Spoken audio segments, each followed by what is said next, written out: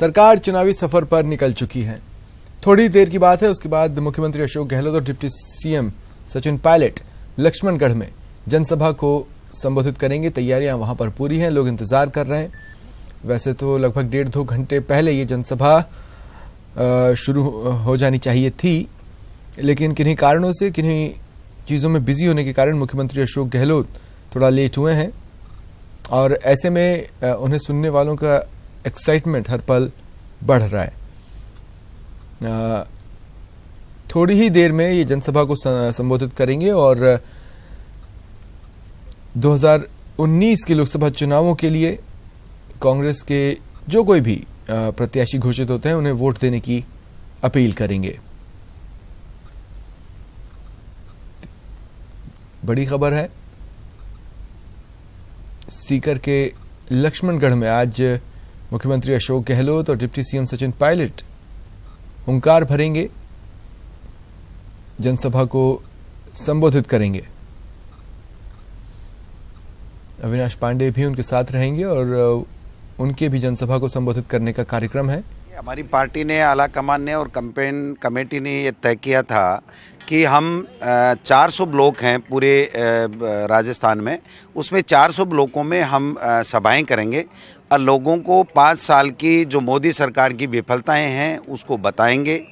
और जिस प्रकार से मोदी जी ने 5 साल पहले जो किसानों के साथ वादे किए थे, जो छोटे व्यापारियों के साथ वादे किए थे, बेरोजगारों के साथ वादे किए थे, वो कोई भी वादा उन्होंने पूरा नहीं किया, बल्कि 2 करोड़ लोगों को प्रतिवर्ष नौकरी देने की जो बात की थी उसमें भी विफलता हुई। किसानों की जो लागत के ऊपर 50% मुनाफा देना चाहिए था वो भी नहीं दे पाए, जो किसानों की कर्ज माफी है वो भी नहीं कर पाए। तो मैं समझता हूँ वो सारी चीज़ें बताने का समय आ गया। जनता जान चुकी है, राजस्थान की जनता को सैल्यूट करते हैं जिन्होंने 5 साल की वसुंधरा राजे की सरकार की विफलताओं को ध्यान में रखते हुए उन्होंने जो कुशासन दिया उसके ऊपर मोहर लगा करके उनको विदा किया। और चलिए सीधे चलते हैं सभा स्थल। हमारे सहयोगी गोवर्धन चौधरी हमारे साथ जुड़ रहे हैं। गोवर्धन, कब तक पहुंचेंगे मुख्यमंत्री Ashok Gehlot, deputy CM Sachin pilot वहां पर?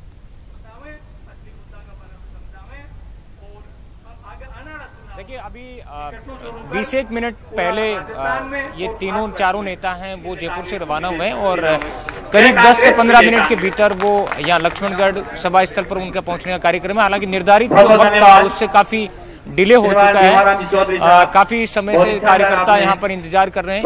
ये लक्ष्मणगढ़ में आज कांग्रेस अपने चुनाव अभियान का आगाज करने जा रही है और इसके बाद लक्ष्मणगढ़ के बाद निवाई और कल 3 जगहों पर कांग्रेस की और सभाएं हैं। तो आने वाले दिनों में हर जो ब्लॉक है, 400 ब्लॉक है राजस्थान के, उन 400 के 400 ब्लॉक्स में कांग्रेस अपनी छोटी चुनावी सभाओं के जरिए इस चुनाव अभियान को गति देने का काम करने जा रही है।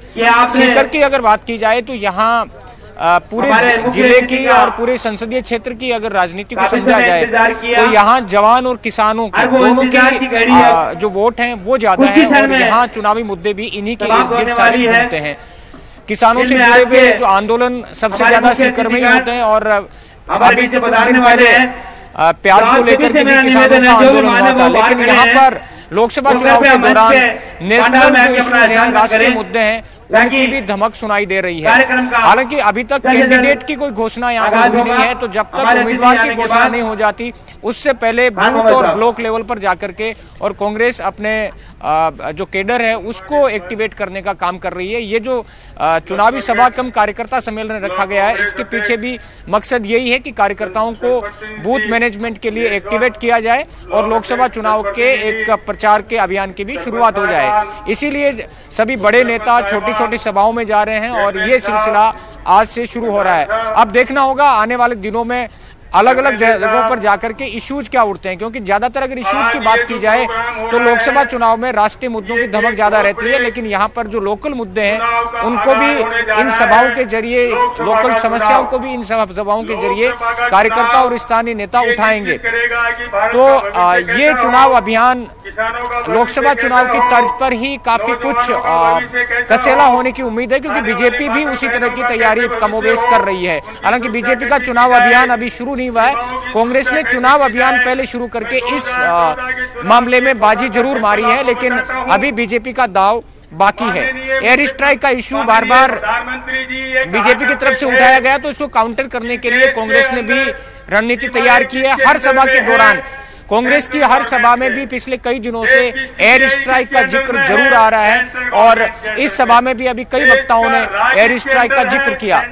अब यह अलग बात है कि एयर स्ट्राइक का मुद्दा हावी रहता है या जो स्थानीय समस्याएं और कांग्रेस सरकार का कामकाज है वो हावी रहता है, ये नतीजे बताएंगे।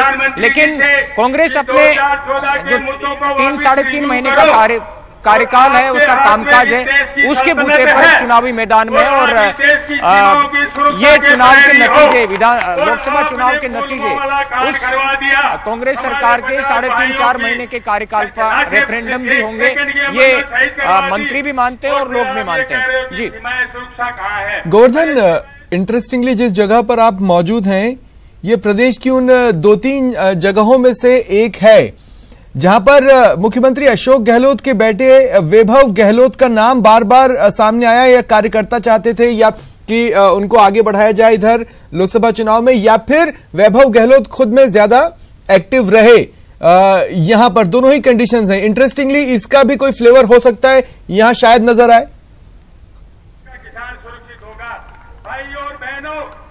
नहीं स्वप्निल, मैं आपको बता दूं, ये सीकर विधानसभा क्षेत्र का इलाका है। यहाँ पर वैभव गहलोत का नाम नहीं आया था। वैभव गहलोत का नाम पहले जोधपुर से, जालोर सिरोही से और टोंक सवाई माधोपुर से चर्चा में आया था।